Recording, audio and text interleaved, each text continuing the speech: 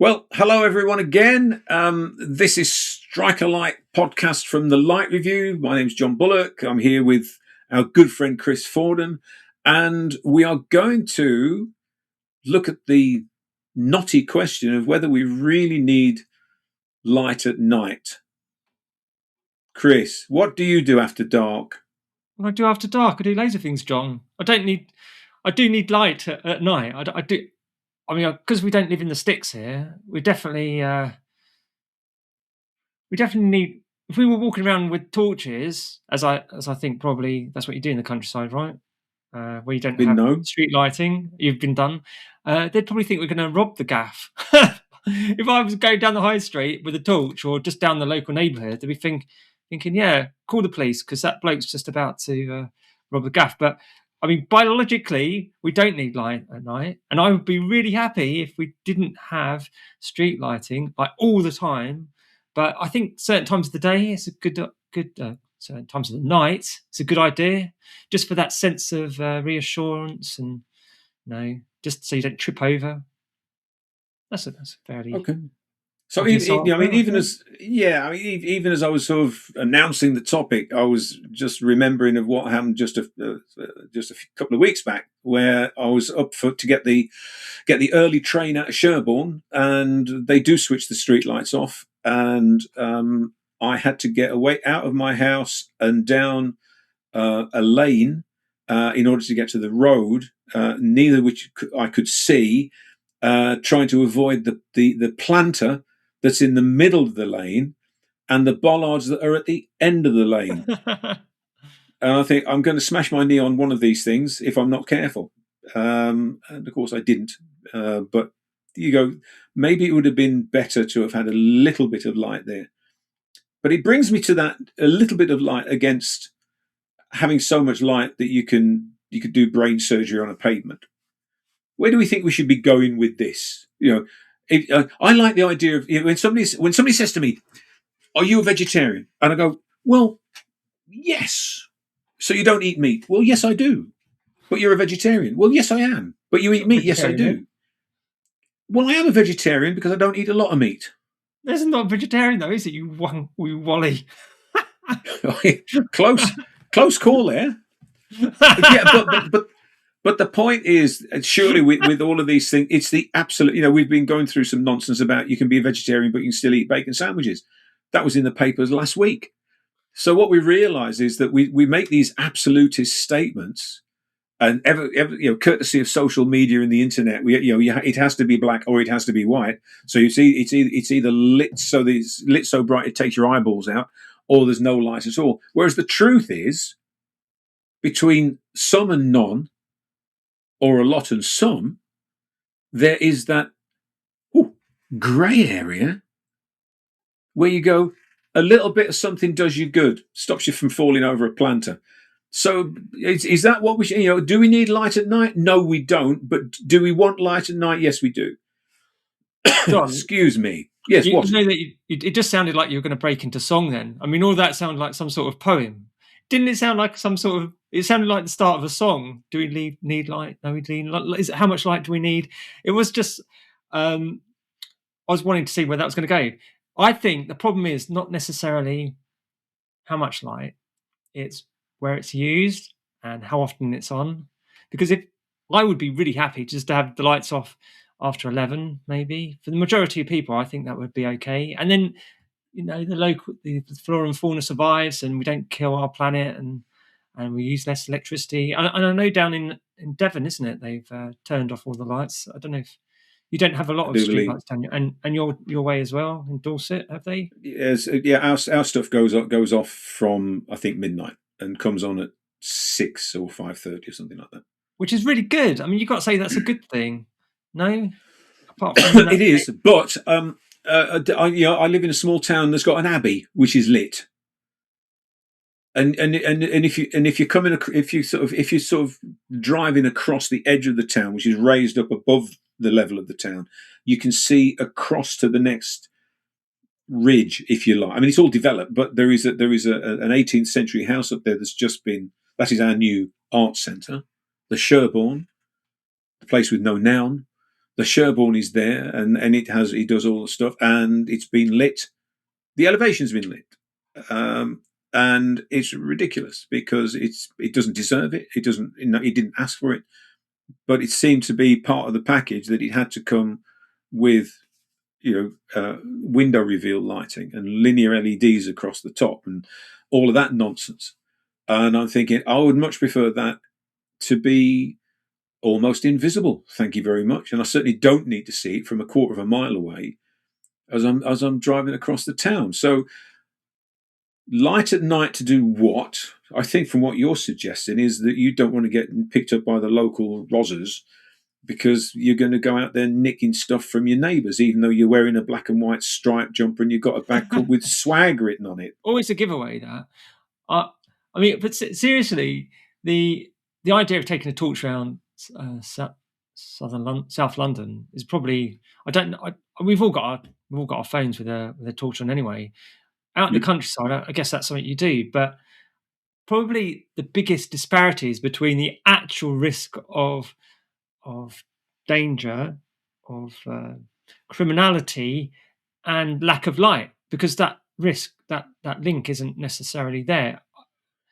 It's a very small probability of crime when you don't have much light, when you don't have any lighting at all, compared to full lighting schemes. So that's something to bear in mind, because the comfort that you get from having a darkness outside is probably okay, right? It's good for the majority. I guess if you're slightly frail and elderly, you're going to be a bit more cautious. But it's that, I suppose, it's getting over that fact that it's not the reality. It's the idea of the darkness, that fear of the darkness that is there, rather than. How do we get around that, John?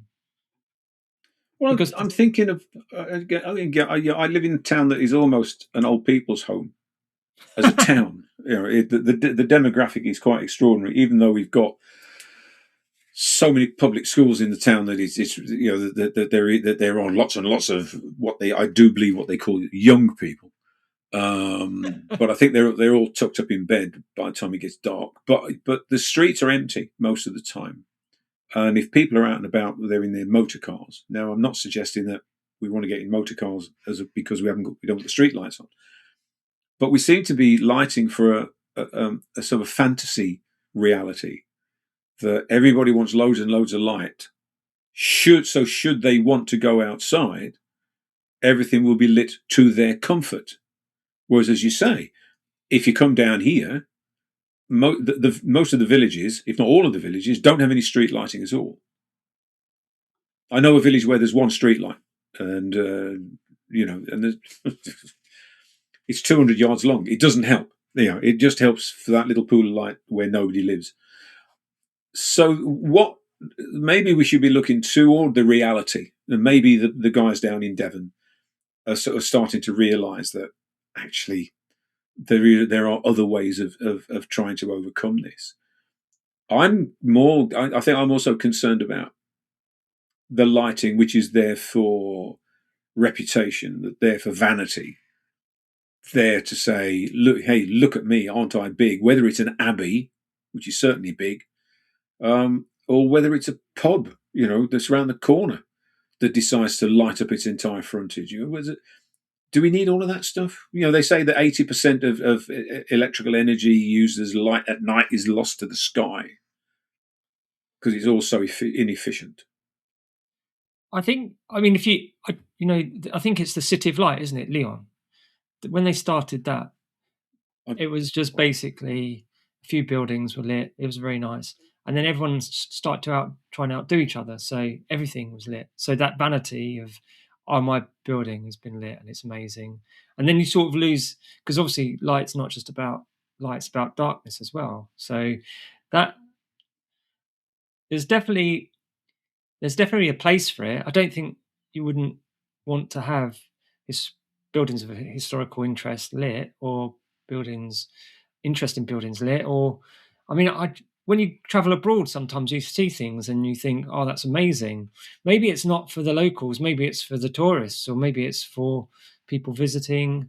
I quite like seeing decent. If you overlight everything, it's just a car crash. But if you just pick out a few jewels, so to speak, then I don't think there's anything wrong with that. But I would say, in terms of lighting, it's really easy to say we shouldn't have any. I think maybe the best solution is to have something that's a bit smart, so that it can see when you're coming, or some sort of proximity sensors. I don't understand why that hasn't taken off in this country so much. So as you approach it, it turns on. Wouldn't that be a sensible solution? There must be a Well, good reason why they're not doing it. I think there are. I think I think I've just thought of another one, and that one is practicality. But I'll give you two reasons why that is not necessarily such a good thing. One is lighting lighting of a public building that deserves to be lit. You can't really have that on a sensor. Oh no, definitely not. Because it's on or not. That'd be crazy. Are you crazy? Wouldn't talk about light a building. I don't know. Only for street lighting. I'm talking about on a sensor. Okay, okay. And here's the street light from a good friend of ours, and I was talking to her about my theory that street lighting is gender biased against women. What? What are you coming from there? Well, just go out and look at it. And I said, and one of the things was the whole perception around smart lighting and street lighting is looked at from the male perspective. And she said, you're absolutely right, because the one thing that she hates and fears is the idea that a street is lit like a catwalk. So the street lights that are dimmed until you walk towards them, and as you walk towards them, they come on, and you are spotlit, and then you walk away, and you come to the next one, and it is like a catwalk, and it becomes and the catwalk is one thing away from a meat market. So there is a danger that you by trying to be energy efficient, you end up endangering the people who are actually walking down the street. Because you're triggering something else in society. That's a slightly spurious link, surely. No, I think that's a very real link. I think if you're walking down a suburban street, you walk down your street, which is long, with lots of hedges and stuff. Yeah. And you have someone who's walking. I don't know that anybody walks up and down your street because they've all got too many cars. But the idea that somebody can be walking, and this idea that somebody's lurking behind a tree and he's watching someone, and then you don't normally when everything's static, you walk within that static condition. But if you end up with something, the street is dark, not off, but dark, and then all of a sudden a street light comes on, it's like waving a flag, and then that one dims down, but the next one comes up, and then that goes down, and the next one comes up, and then that one goes down, and the next, and it's coming towards you. And then you realise, because you're not a very nice person, that this is somebody that you can intimidate in some vile way. Then I think that is a potential risk. And let's not forget just the idea that they've come to that understanding that the better you light a street, the more likely the cars are going to get broken into, because the bad guys can see what's on the back seat of the car. Yeah, I saw that as well. Yeah. Yeah. So it's that thing, trying to be clever, but actually making it more dangerous is maybe not so clever at all. And you just dim the whole thing down, keep it static, and then basically you allow life to carry on as it is. I mean, you can see by moonlight, right, which is what, half a lux. Yeah. So that's sort of a line in the sand, you could say. No darker than that, but even that's quite dark. I think probably 5 lux. If it was lit to 5 lux, that would tick my box. But okay. Certainly, there's lots of things that have been overlit. But I do like the idea of things dimming down. I mean, I don't know if you would be worried. I mean, you could just set that to a longer timer, so it's on for an hour or something, and it just dims down very gradually. It doesn't have to be. I mean, like you said, there's not a lot of traffic in lots of places, but the fact that we've already said that it just doesn't reduce crime having more light. It's the same. So you think that just because it's going to spotlight someone that is going to be a target, maybe that's the perception. Maybe it is a perception thing. Yes, maybe it is a perception thing. Yeah, I mean, it is tricky because obviously there's not just it's the flora, the fauna, everything needs to. We need to respect nature a little bit more. We need to respect our environment, and the best way to do that is to turn off the lights at night. I mean, I think that would go a long way to helping a lot. So it's like finding that happy medium, isn't it? Between, I mean, if you were walking in somewhere like West Croydon or something, and there were no lights, I think you'd want some lights. If you're walking in the deepest depths of Surrey, you probably wouldn't care about lights. Or down in Sherborne, it's about horses, courses, where you are, right? Who do you think should control this? Well, the local authority has a mandate, don't they, to control the local lighting. The Whether or local not authority that, have a mandate to ensure that British standards are met, and those British standards, as we both know, are minimum standards. I think it's for us to make the argument whether something's right or wrong, but ultimately, we're not going to be. We're going to have to do it to the standards. I mean, we're going to have to light it to the standards, aren't we? Because ultimately, we're going to be sued otherwise. Okay, so somebody has to light them to the standards, and somebody has to rewrite the standards, and somebody has to decide that you're not going to be allowed to floodlight that hotel frontage, and you're not going to be allowed to leave your retail lighting on after dark. Once you close, you turn your lights off, Yeah, I and mean, somebody has to become, I don't know, the darkness czar. You know, I'd like that title. That sounds cool. the nighttime commissioner. The Darth Vader of Um, lighting. yes. Yeah. Okay. Never mind. I'm not going to do that. Yeah. Okay. So there we are. I think we need to sort of draw a little bit of a veil over this one. I don't know that we've resolved very much, other than we probably think that we do need light at night, but we don't need as much light as we've got, We don't and need as much probably light. and we want to do less. We want to do less for the sake of the planet, and we need to do less. Go on. We want to educate people as to the real reasons why they have light and the dangers of not having it. I think that would be the ideal way forward, so that local authorities and councils can do it on the basis of facts rather than fiction, and make all our lives better for it. Okay. That's not as radical as I'd want it to be, but I suspect that's what he's going to. That's what he's going to have to. It's what we're going to have to do for now. Okay. We'll have to do for now because we haven't got a choice. There's always. I mean, I understand why people want lighting, because it's. I also have that feeling of it's nice to have a well lit street because I don't want to trip over and break my neck. So there's always people out there that do need lighting, and it's a bit difficult to like walk around with a torch, as I said up here. But I wouldn't. Yeah, it would be nice if there was a better solution. I wish someone would come up with a better solution. Would you like little bollards everywhere? I wouldn't mind little bollards everywhere, wouldn't you? Just like creating pools of light on the pavement. No, I'd probably like illuminated boots or something like that. Sort of. No, Chris, I think the people who need to be doing this are probably the lighting design community, and that's you and me, and our pals, to come back and say this is actually what we're really looking for. This is what makes for an attractive nighttime environment, which does suit flora and fauna and keeps us all generally happy.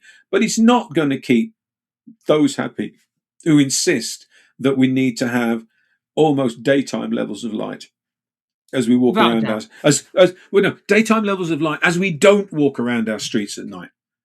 Exactly, and that's right ball ache, isn't it? So just before we wrap up, what's your best outdoor scheme? If you were to say, I've nailed it, or this light design has nailed it, this exterior scheme, this pedestrian route, whatever, what's the best one that you've seen or worked on? And then we know we've got a sort of baseline. What would you go to? What would I go to? I'd go for, well, I can't reference. What I saying can't tell this you, is it. This is the best thing. I can't give you a grid reference for that, but my position would be not a grid reference. Blackpool. It's yeah. It's kind of. I'm sorry. If I'm sounding a little bit vague on this one, it's because I am vague on this one. I I would take you around. I would take you around the lanes and the villages that are on the outskirts of the town, where there's still some light but not a lot.